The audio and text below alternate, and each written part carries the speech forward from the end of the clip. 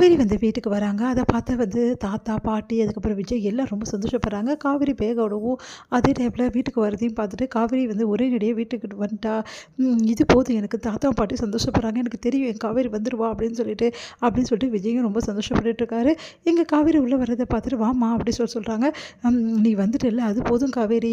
அவங்க எல்லாரும் வந்து உன்னை எப்படிம்மா விட்டாங்க? நீ எப்படி வந்த? அப்படின்னு சொல்லிட்டு பாட்டி கேட்டுட்டு இருக்காங்க. அதுக்கு வந்து நான் சாவி கொடுக்க தான் வந்தேன் அப்படின்னு சொல்லிட்டு சாவி எடுத்து வந்து நீட்டுறாங்க காவேரி. இதை பார்த்து எல்லாம் அதிர்ச்சி அடைகிறாங்க. என்னம்மா சொல்கிற? சாவி கொடுக்க வந்தியா அப்படின்னோடனே, ஆமாம் நான் சாவி கொடுக்க தான் வந்தேன் அப்படின்னு சொல்லிட்டு காவேரி சொல்கிறாங்க. அதை கேட்டுட்டு விஜய் வந்து செமையாக டென்ஷன் ஆகி, என்ன நினச்சிட்டு இருக்க காவேரி நீ? எதுக்காக இப்படிலாம் பண்ணிகிட்ருக்க? அவங்க சொன்னால் நீ அவங்க கூட போயிடுவியா?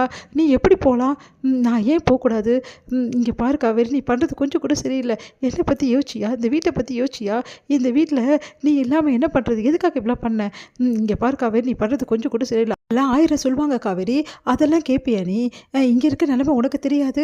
இங்கே என்ன வேணாலும் வந்து நடக்கலாம் காவேரி. உனக்கும் எனக்கும் பிரச்சனை எவ்வளோ வேணாலும் நடக்கலாம். ஆனால் நீ என்னை விட்டு எப்படி போக முடியும்? இந்த வீட்டை விட்டு எப்படி போக முடியும்? அதெல்லாம் தெரியாது. நீ இங்கே தான் இருக்கணும் காவேரி அப்படின்றாரு. உடனே வந்து எந்த உரிமையில் என்னை இங்கே இருக்க சொல்கிறீங்க அப்படின்னு ஒன்று அதிர்ச்சி அடைகிறாரு. அதான் அக்ரிமெண்ட் முடிஞ்சிடுச்சுல. நீங்களும் நானும் கான்ட்ராக்ட் போட்டோம். கான்ட்ராக்ட் போட்டது நீங்கள் தான். அங்கே அக்ரிமெண்ட் முடிஞ்சிட்டோன்னு என்ன சொன்னீங்க? அடுத்த நிமிஷமே வந்து உனக்கு முடிஞ்சிச்சு.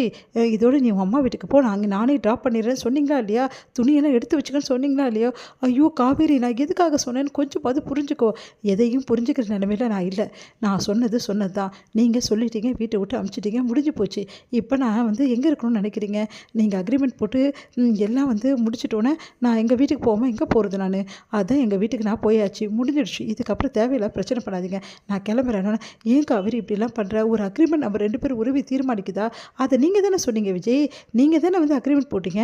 நீங்கள் தானே சொல்கிறீங்க அந்த அக்ரிமெண்ட் தான் தீர்மானிச்சதுன்னு சொல்லிட்டு. அதுக்கு தானே வந்து என்னை வீட்டை விட்டு அனுப்பிச்சிங்க அப்படின்னு ஒன்று அதிர்ச்சி அடைகிறார் விஜய். காவேரி ப்ளீஸ் காவேரி, இப்படிலாம் பேசாத காவேரி. வேறு என்ன பேச சொல்கிறீங்க? இங்கே பாருங்கள், என்னை பொறுத்த வரைக்கும் நீங்கள் என்ன சொன்னாலும் சரி, நான் போக தான் போகிறேன். ஏன்னா நீங்கள் தான் என்னை போக சொன்னீங்க. வரேன் தாத்தா அப்படின்னு சொல்லிட்டு கிளம்ப பார்க்குறாங்க. நில்லு காவேரி ஒரு நிமிஷம் அப்படின்னு ஒன்று அதிர்ச்சி அடைகிறாங்க. அப்படியே பார்க்குறாரு. என்ன நினச்சிட்டு இருக்கோம் மனசில்? என்னை விட்டுட்டு போயிடலாம் நீ நினைக்கிறியா? அது உன்னால் முடியவே முடியாது. உனக்கு நல்லாவே தெரியும். நீ இல்லாமல் நான் இருக்க மாட்டேன். அதே மாதிரி தான் நான் இல்லாமல் நீயும் இருக்க முடியாது. புரிஞ்சுக்கோ காவேரி அப்படின்றாரு.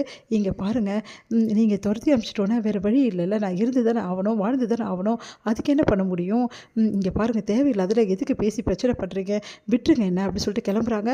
காவேரி, நீ போக முடியாது காவேரி, ப்ளீஸ் காவேரி ஒரு நிமிஷம் நில்லு காவேரி. ஏன் காவேரி இப்படிலாம் பண்ணுற? நான் அதான் சொல்கிறேன்ல, அக்ரிமெண்ட்டை விட பெரிய விஷயமா எடுத்துக்கல காவேரி. அதை நான் டோட்டலாக மறந்துட்டேன் காவேரி. அதுக்கப்புறம் எதுக்காக சொன்னேன்னு பார்க்குறியா? அதுக்கும் காரணம் இருக்குது காவேரி. எல்லா விஷயமும் உங்ககிட்ட சொல்கிற காவேரி, ஒரு நிமிஷம் நில்லு காவேரி அப்படின்றாரு. இங்கே பாருங்கள், எந்த விளக்கமும் நான் கேட்குறதுக்கு தயாராக இல்லை. நீங்கள் எல்லாமே கரெக்டாக தான் வந்து பண்ணியிருக்கீங்க. என்னை சாய்ஸாக தான் வச்சுருந்துருக்கீங்க. வெண்ணா வரத்துக்கு முன்னாடியும் நீங்கள் பழகினதே வேறு, வெள்ளா வந்தோடனே நீங்கள் பழகிறதே வேறு. எனக்கு எல்லாம் நல்லா தெரியும். ஏன் இப்போ கூட என் வீட்டுக்கு வந்து கத்துனீங்கல்ல காவேரி, நீ வேணும்னு கத்துனீங்கல்ல, அந்த நிமிஷம் நான் ஓடி வந்து உங்களை அப்படியே வந்து கூடவே வந்துடலாம் தான் நினச்சேன். ஆனால் அடுத்த நிமிஷமே வெளியில் வந்துடும் நீங்கள் சைலண்ட் ஆகிட்டீங்க. அந்த கத்தல் எங்கே போச்சு? அந்த துடிப்பு எங்கே போச்சு விஜய் சொல்லுங்கள்? அந்த துடிப்பு இருந்ததா உங்களுக்கு? ஏன்னா வெண்ணிலாவை பார்த்தோன்னு உங்களால் முடியல. அது உங்களை மீறி வர்றது.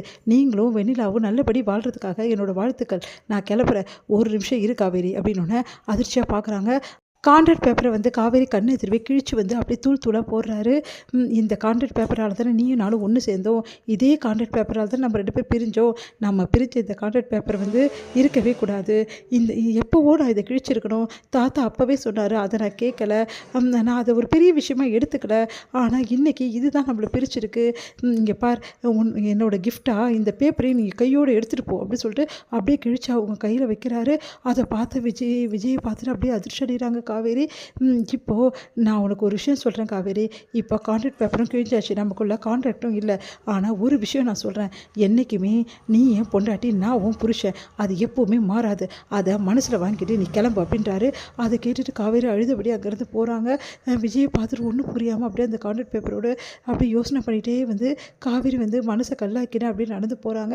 இங்கே விஜய் வந்து கதறி அழறாரு. தாத்தா, காவேரி போகிறா தாத்தா அப்படின்னு சொல்லிட்டு. அழாதப்பா, கண்டிப்பாக காவேரி வருவா. உன் மனசில் இருக்க பாரத்தை இப்போ நீ இறக்கி வச்சுட்டல, இது போதும். இது மாதிரி ஒரு விஷயத்தையும் நீ செஞ்சேன்னா போதும், சீக்கிரமாகவே காவேரி உன் கூட ஒன்று சேர்ந்துருவா அப்படின்றாரு.